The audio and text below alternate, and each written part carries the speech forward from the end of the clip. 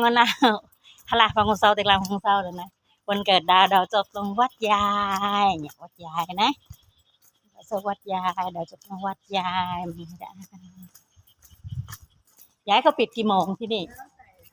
อ๋อแล้วแต่ใช่ไหมค่ะสวัสดีค่ะเนี่ยใช่ค่ะดาวจบตรงวัดยายถ่ายแล้วค่ะจ้ะเนี่ยจะเป็นวัดยายฮัทใส่วัดยาย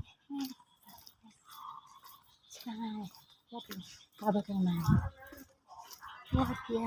ยจ้ะบอสเนี่ยใช่ใช่ค่ะบอสบอส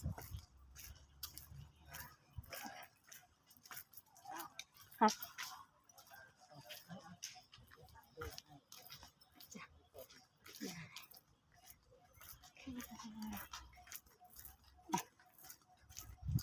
จ้าจบลงวัดยายนะฮะละมุงโซอีกแล้วมุงโซ